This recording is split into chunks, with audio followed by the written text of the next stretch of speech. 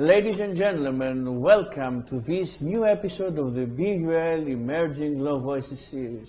Here in central London, we have the honor and pleasure to be hosting one of the most important voices in the field of international disaster law, in the field of international humanitarian law, Professor Susan Breau.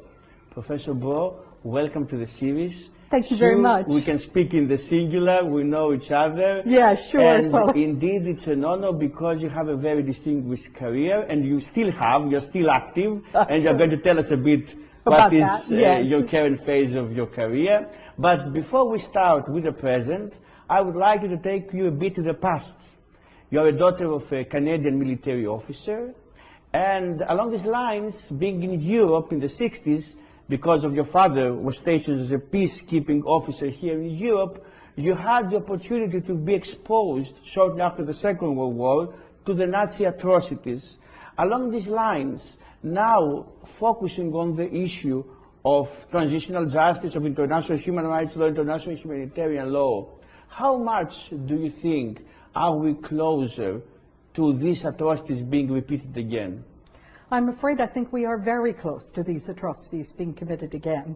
And it breaks my heart because when I was a child, I was very influenced by my father's role as a peacekeeper. I was very proud that he was a member of the Canadian Armed Forces, but his role was to keep the peace rather than to pursue armed conflict. And unfortunately now we have several major armed conflicts going on around the world, and many of them are affecting civilians, and many of them are verging on the genocidal, shall I say, some not, some more so. And I despair sometimes that we have lost the vision that we had post-World War II, that it would never happen again. And that was my whole ethos in becoming a public international lawyer, was to work on issues of civilian casualties and to ensure they were protected from the effects of armed conflict, disasters, migrant crises. That was my interest, and that was really spurred on. I'll tell you a little anecdote. My father was posted to Korea before I was born, and one of his first jobs as a young lieutenant was to supervise a burial party in Korea, and it left an astonishing impact on him because he told me about it. And years later, although he's passed away, I wish he knew about the work that I do to preserve the dignity of the dead. Because indeed, this is a very important issue, what you mentioned now, the dignity of the dead, because international human rights law gives an emphasis on the rights of the living people. Yes. But not so much has been written about the dignity of the dead. Yes. Do you have a comment about this? Yes, I think that I'm not sure that's correct. When you look at international human rights law or international humanitarian law, or indeed the threshold for an action such as a responsibility to protect action, what are you trying to do? You're responding to civilian deaths often. You're the right to life. You're often investigating someone whose right to life was deprived. The freedom from torture. You can be talking about the death penalty syndrome, or you can be talking about family members looking for their lost relatives. The right to family life, losing a member of one's family. In humanitarian law, there's several provisions, and in customary law, in the customary law study, there was a whole chapter devoted to the dead. So it is part of international legal obligations, which is what I've said in several reports and articles. But it's neglected as part of the mainstream, of course. But I think with the Ukrainian conflict, for example, and with the Israel-Gaza conflict, there is a major emphasis on the loss of civilian life. So it's a major preoccupation in international relations, international politics, and I believe in international law. And so it's always been a focus of mine. I believe that we have to understand what the consequences are of conflict, what the consequences are of disasters, which is losses of massive amounts of people. And that's the dead. And they are entitled to be remembered with dignity. And of course, this is much stressed in urban warfare, when the armies have to combat inside the residential areas. So the solution in order to minimize the civilian deaths, do you think, where should we exert pressures? Because the armies, the states argue that they have to respond to an already set scenario, meaning the other side is already the residential areas. Should we put the emphasis on trying to make sure that in the first instance, an army, a non-state actor, doesn't reside in residential areas, so that the response should not take place in residential areas, or should we put the emphasis on the respondent and then try to mitigate the negative consequences? I think it's involved both sides.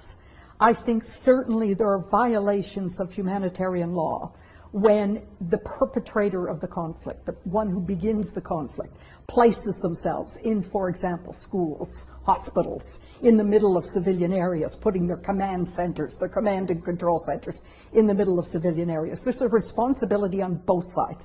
But then on the other side, there's a responsibility on those responding to conflict to, as much as possible, minimize civilian casualties. And I'm not saying that this is easy, but it's important. It's very important to try and minimize those casualties, because what I also talk about in memory of death is that it feeds more conflict. People who memorialize the dead as the victims, as the martyrs, that also encourages more conflict. So as far as possible, if civilian casualties can be minimized and then memorialized and then accounted for, and that's really important, accounting for those civilian casualties accurately, then potentially the causes of new conflicts are minimized as well, because there isn't this myth of millions who died. But one of the areas that I worked on in looking at the dead is I visited Yad Vashem. And the room that moved me the most was the room of the books of the dead, which are still, even to this day, about a fifth of the dead are not accounted for. And family members and generations of family members are still looking for those people. And so that's important, is to name them, to have them identified, to know who they were. And I think it's part of transitional justice to account for what happened, to make reparations for what happened, and then to move on in peace. Now, it sounds very idealistic, and it's not the role of an international lawyer to solve all of humanity's problems, but it has been a preoccupation of mine since I was a young child with my father as an example. Mr. Khan, I would like to ask you a personal question, Sue. As a child of a peacekeeping officer, do you think you grew up with war or with peace? I think I grew up much more with war. A couple of anecdotes there. One, during the Cuban Missile Crisis, my father was notified that he was going to be placed in a bunker to be safe, but my mother and her 2 children were in the middle of a military base as one of the targets. We were this close, as far as I was concerned, to a catastrophe. And we felt that. I mean, my mother was literally putting cans in the basement. I don't know how she thought we would survive a nuclear blast. And the second example I can give is when I moved to Germany. Even though it was 20 years after the war, it was palpable. You could feel it. You could feel it in trying to visit a concentration camp, for example, and Germans not telling us where it was. It was long before Germans began to account for, and they have done well, account for their responsibility. So we didn't know was sort of and we don't know where the camp is. So we had to stop an American car to ask for directions to the camp. And even then, you know, now at the Anne Frank house, there are literally lineups around the corner. I don't remember that. I remember getting right into the house. My mother was very educated as well, and she had read a lot and knew about the existence of Anne Frank's house. But it wasn't a popular tourist attraction at that time.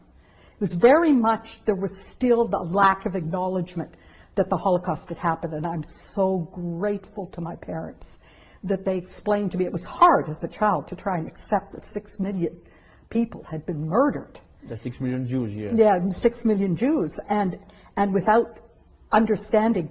When I stood in Anne Frank's bedroom, looking at the pictures on her wall, I was the same age as she had been when she was in that bedroom. I didn't feel, because I was a Christian and she was a Jew, that she deserved to have died. I couldn't understand it, and I have to tell you, I'm 68 now, and I still don't understand it, and I still think about it all the time. why that child had to be killed because of her race or her religion is beyond my comprehension. And it was at that point where I felt the whole atmosphere of conflict that I felt with the Cold War, the feeling of not being safe. We still felt that in the 60s, very much so, and until the Berlin Wall came down. I remember I was in a hotel room in Europe crying my eyes out the night the Berlin Wall finally came down. You felt that not being safe, and unfortunately I think that's exactly what's starting to happen again today. Sue, you speak in a previous interview of yours about the influence that Sir Christopher Greenwood, then professor at LSE, and for the viewers and listeners, just to give the information that afterwards Sir Christopher Greenwood became the British judge to the International Court of Justice. But the question is, you speak about the influence, the positive influence he exerted on you. Do you want to tell us a bit about this, and also about the general value that we, as academics, and the obligation we have, and the honors we have, to instill this inspiration to our students? Well, I had been a practicing lawyer in Canada for 18 years, but had always wanted, I had done a master's in international politics, and I always wanted to pursue postgraduate education in law. But I was quite a bit older than the rest of the students, so wasn't sure I would be able to do it.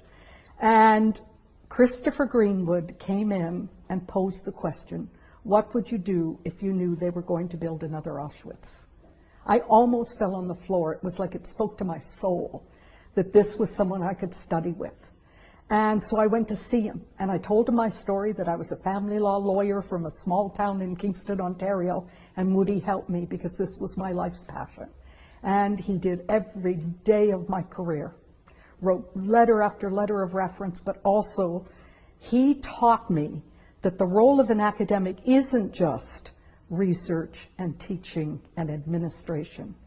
It is inspiration. It's inspiring the next generation, because our lives are finite.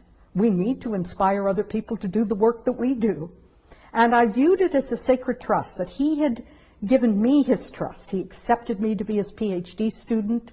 He mentored me all those years, but I knew that I would play it forward. I would do it with other students, that was part of my job. And it was extremely important to inspire other students, and I'm delighted to say there are several students that I can think of that I was able to do the same thing with. And we certainly believe it, because indeed you're a lovable academic, and indeed I'm sure also your students can account for this, they can testify to this. Sue, the question is, because you are now Director of Research here in the Institute of Advanced Legal Studies in central London, the question is, do you think though that in our days, us, the newer generation, especially of academics, with all the weight we have to produce, all the pressure we have to produce research outlets and outputs, do you think that we serve the purpose of ameliorating the conditions of humanity, or in essence we get entangled into the minutiae of this publication endeavor? I guess I'm in a position where I can talk about this because my career is coming to an end in a way, and my official title is I'm actually directing research students. So my job is to mentor, recruit, find supervisors for the next generation of legal academics, not just in international law, but a wide variety of legal subjects. And this is a very sad reality about what has happened to academia, not just in the United Kingdom, but across the globe. It's certainly the case in the United States and Canada and Australia.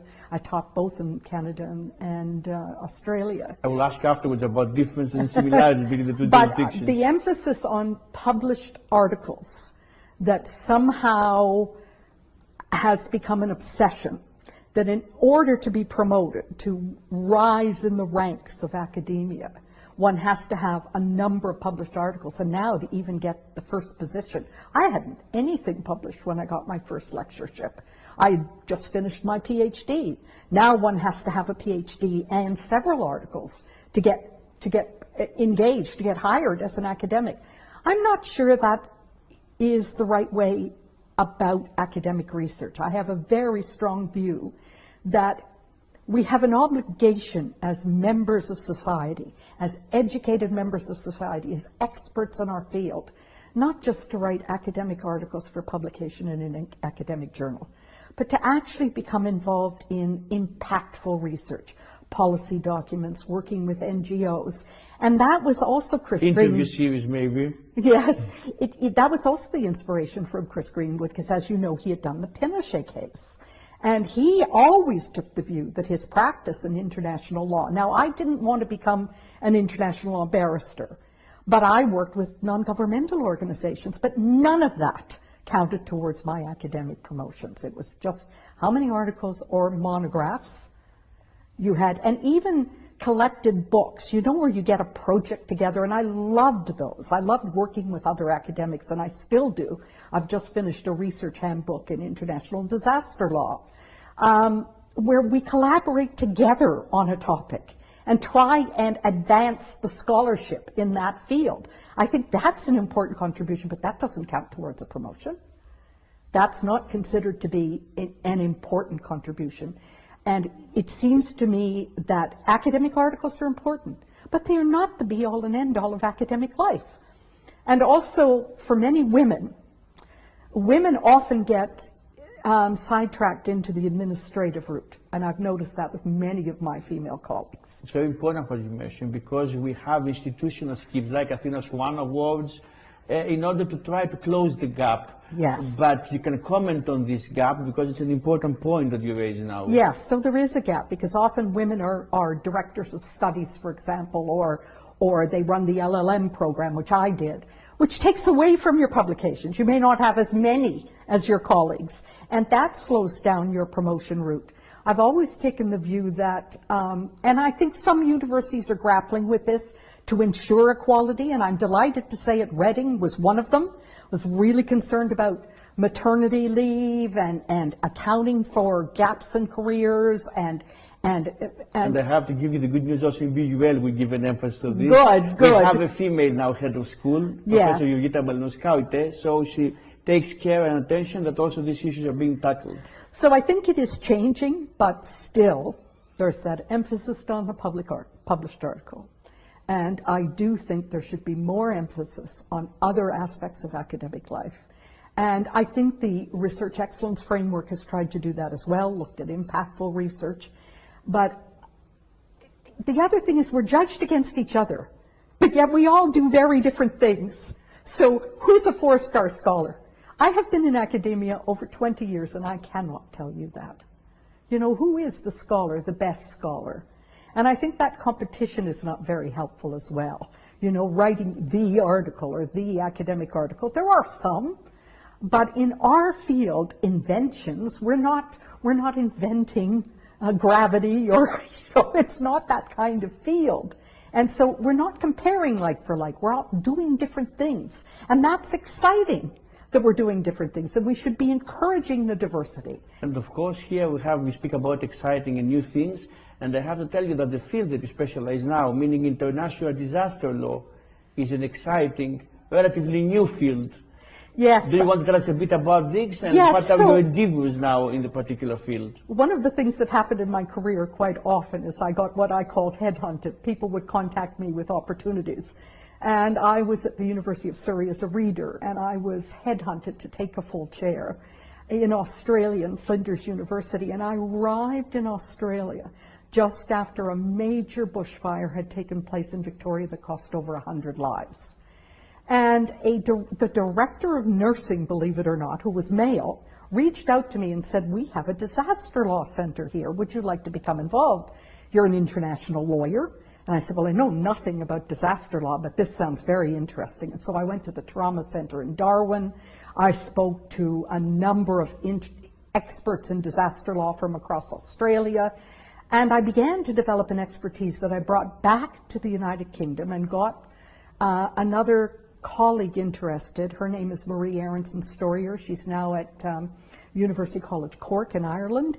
And we launched, and another colleague named Katja Samuel, who's now not in academia. She's working, I believe, on a consultancy basis for the UN. And we launched a disaster law program at Reading. And also, Katja and I edited the first research handbook. But then we began to reach out. And we found there were little pockets of expertise in New Zealand. A very distinguished professor in Copenhagen. The global aspect of law. The global aspect. Yeah. And during the COVID-19 pandemic, when we were all at home, because we couldn't go anywhere, we began to meet online and talk about forming a network, which we did, called IdealNet, which is emergency and disaster law research network. And it's coordinated out of a university in New Zealand, in Canterbury. And we meet on a regular basis to discuss issues. We have gotten together for conferences, and there are young academics who are interested in what I was saying earlier about how academia can be different, who are interested in developing this legal scholarship. So yes, they write articles. Yes, they contribute to books. But they also, for example, helped organize an online course in disaster law with the International Federation of the Red Cross, who is a partner with IdealNet.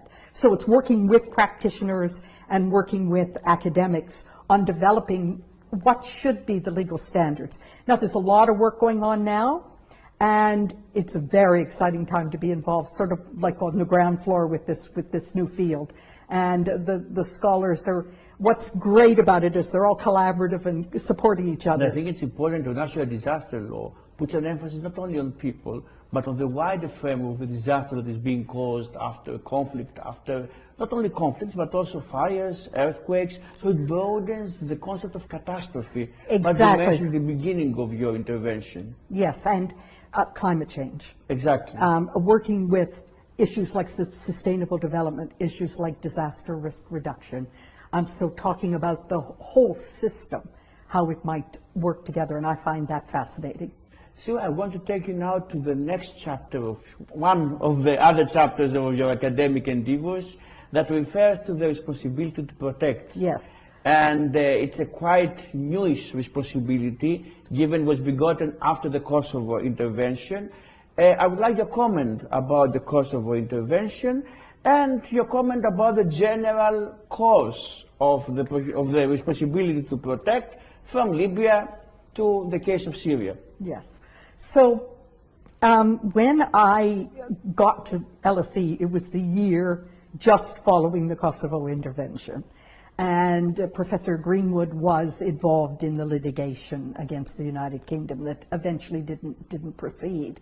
But he asked me to assist him as a research associate. And then I did my PhD on humanitarian intervention. And while I was doing my PhD, the Canadian government developed this concept called responsibility to protect. It isn't quite true. The Dutch had also come up with the concept, and there's a report from the Netherlands with the same kind of concept. And I thought it was very interesting to focus on the word responsibility, rather than a right to intervene or a duty to intervene, a responsibility to intervene.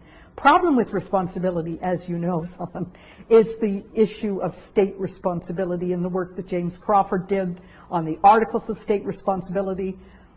It needs more work. Put it this way, I did a whole book on the responsibility to protect that took me over 10 years. I think it's my best publication with Routledge. And I believe that I scratched the surface. I still think I scratched the surface on looking at what does international responsibility mean. Unfortunately, historical events have taken over. And you said it. While I was doing my book, there was the intervention in Libya and the non-intervention in Syria. And the non-intervention in Syria happened because the intervention in Libya was such a disaster. I mean, a disaster in all ways. It's something also President Obama eventually recognized. Yes, that we had not, because the international community goes from crisis to crisis, lurches from crisis to crisis. And I remember listening to Gareth Evans, who was one of the authors of the original Responsibility to Protect report, talk about this. We haven't developed the next stage. You intervene and then what? And we've seen that in Afghanistan. We've seen it in Iraq. The follow-through. I have to ask you, isn't the same also with bilateral wars, interstate wars, or wars between two parties? Meaning when there is a conflict, because you mentioned before the conflict in the Middle East now, the conflict in Ukraine, maybe we should ask also this question: what's going to happen after the conflict is over? Exactly, and we don't have. There was one time in history we did it right, but the amount of financial investment that was involved, and that was, of course, the Marshall Plan and post-Second World War, and work that was done in Japan. I started a book on that, looking at post-conflict transitional arrangements, government arrangements.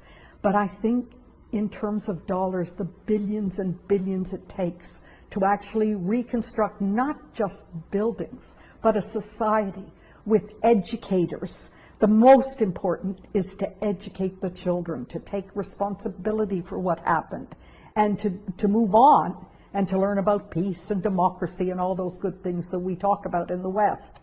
Unfortunately, the West has not been prepared to invest in those kinds of post-conflict arrangements since the Second World War. And that has been, you know, some countries like Korea have managed on their own. You know, Korea is an economic miracle. But Korea also went through a time of real despotism and government that wasn't appropriate. Because they didn't have, the Americans didn't stay and help them reconstruct their society.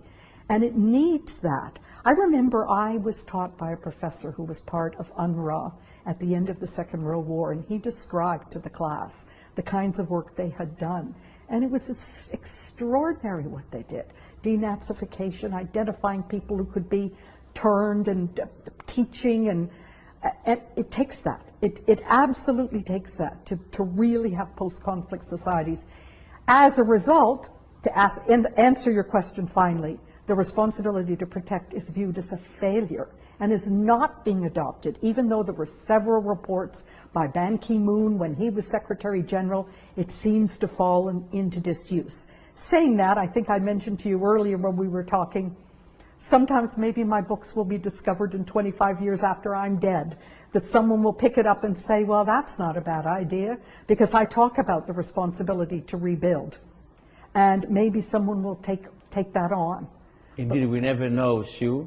And indeed, all the words were well put, and I think it's a strong message that you send to us, the newer generation of academics, and of course, to the wider public. With this, I thank you, Sue, very much for this interview. Ladies and gentlemen, it was Professor Susan Breau together with us in this episode. I'm Dr. Solon Solomon from the Brunel School of Law, and I bid you farewell till the next episode of the Brunel Emerging Law Voices series.